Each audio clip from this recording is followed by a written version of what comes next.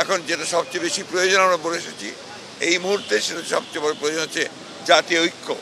আমরা প্রধান উপদেষ্টা এবং আরও 2-3 জন উপদেষ্টা ছিলেন, তাদের সঙ্গে আমরা কথা বলেছি।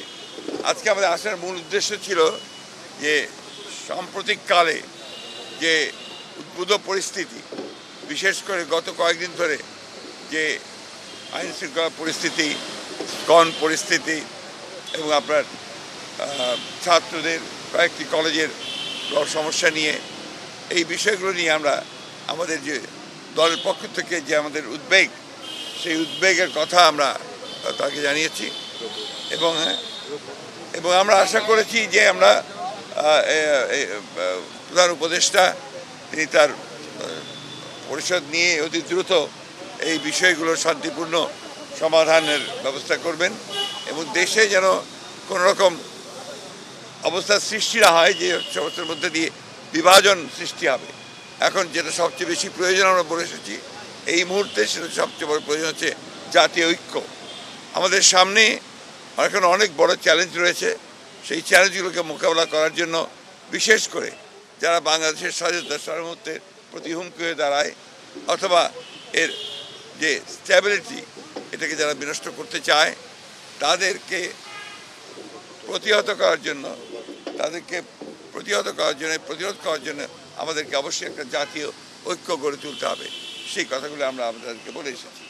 আমরা সেই সঙ্গে জনগণের যে দুর্ভোগ হচ্ছে, বিশেষ করে দ্রব্যমূল্যের ব্যাপারে, সেই বিষয়টি আমরা তাদের সামনে নিয়ে এসেছি যে যাতে করে দ্রব্যমূল্য কমানোর জন্য কাজ করা যায় এবং টিসিবি ট্রাকগুলোকে আমরা বাড়ানোর জন্য বলে এসেছি, আর প্রতি এলাকা ভিত্তিক বাড়ানোর জন্য বলে এসেছি।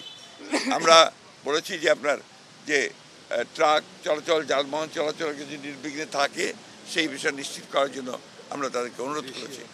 সেই সঙ্গে আপনার কৃষিতে বিশেষ করে আপনার সার বিতরণের ক্ষেত্রে যে সমস্যাগুলো আছে সেই সমস্যাগুলো দূর করে, এখনও আপনার সেই ফ্যাসিস্টদের দোসররা নিয়ন্ত্রণ করছে, সেগুলোকে আপনার মোটামুটিভাবে জনগণের পক্ষে যারা আছেন তাদেরকে নিয়ে আসা এবং এটাকে সহজ করার জন্য আমরা অনুরোধ করেছি যাতে ব্যবস্থা করা যায়।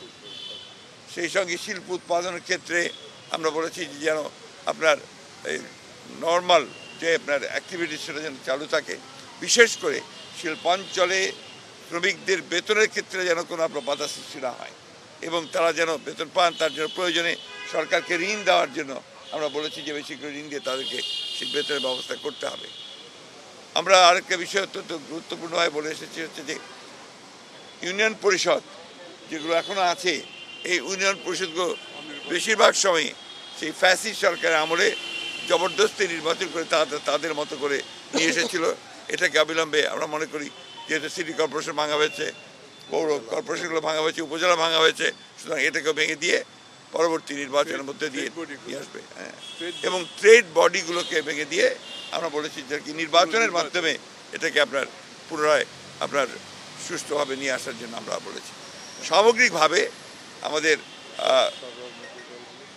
সমস্ত রাজনৈতিক দলগুলোর সাথে আলাপ আলোচনা করে এই একটা জাতীয় ঐক্য সৃষ্টি করার ব্যাপারেও আমরা আহ্বান জানিয়েছি।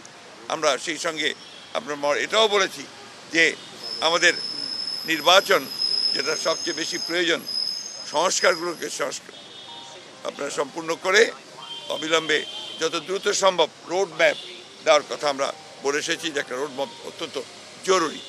এই কথাগুলি আমরা তাদেরকে বলেছি এবং প্রধান উপদেষ্টা এবং তার সঙ্গে যারা উপদেষ্টা মণ্ডলীর সদস্য ছিলেন তারা অত্যন্ত শান্তিপূর্ণভাবে মনোযোগ সহকারে আমাদের কথাগুলো শুনেছেন এবং আমরা বিশ্বাস করি যে তাগুলো গুরুত্ব দিয়ে তারা এটাকে প্রয়োগ করার ব্যবস্থা করবে। আরেকটা বিষয়, আমরা সমস্ত মামলাগুলো যেগুলো আমাদের সময়ে ফ্যাসিস্ট সরকার করেছিল, এই মামলাগুলোকে প্রত্যাহারের ব্যাপারে আমরা দ্রুততার সঙ্গে ব্যবস্থা গ্রহণ করার জন্য অনুরোধ করেছি। Thank you.